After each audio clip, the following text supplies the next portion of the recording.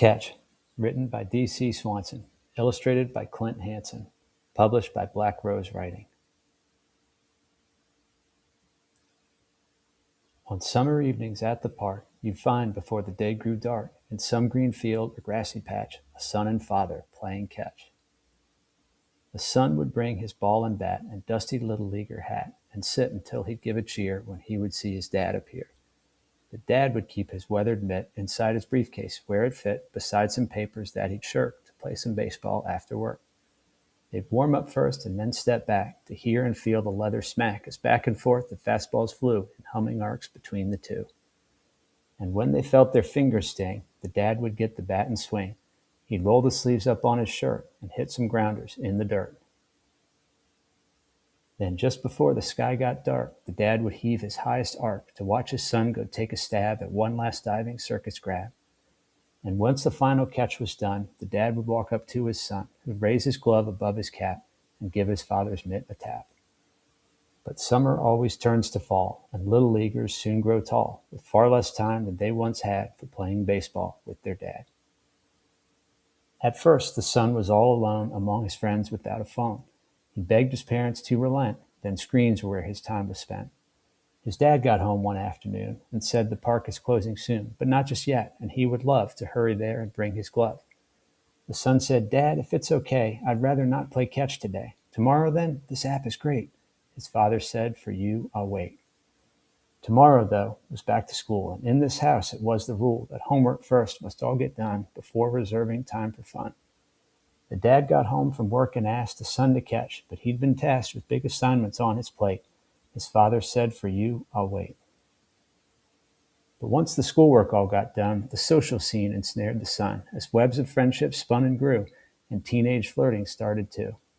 The dad brought out his glove and bat. The son said, "Dad, the thing is that tonight's the night, I've got a date." His father said, "For you, I'll wait." Since high school living isn't cheap, the son felt he should earn his keep by working weekend shifts at stores, restocking shelves and sweeping floors.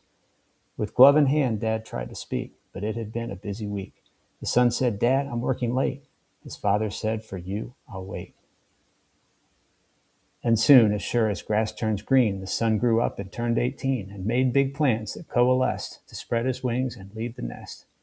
The son said, "Dad, I wish there'd been more time to throw like we did then, but now I'm moving out of state." His father said, "For you, I'll wait." The son went off and built a life. He served his country, found a wife, and then, amazed how time had flown, he had a daughter of his own. Through spring and summer into fall, the seasons seemed to spin, not crawl. The son's and father's hair both grayed, and years passed by since they'd last played.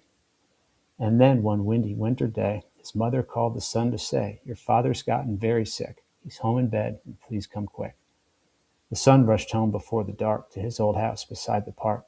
He saw his mom and hugged her tight, afraid of what they'd face that night. He went upstairs where his dad was, but paused outside the room because his dad's old briefcase, worn and scratched, was lying near the door unlatched. He picked it up to help make sure that no one kicked it on the floor, but it swung open just a bit, and from it fell his father's mitt. The son then felt like time had stopped as he discovered what he'd dropped. He took the mitt and went inside and looked upon his dad and cried.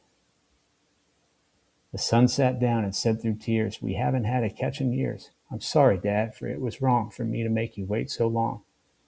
The father clutched his child's hand and said, "I hope you understand. It doesn't take a ball and glove for kids to win their father's love.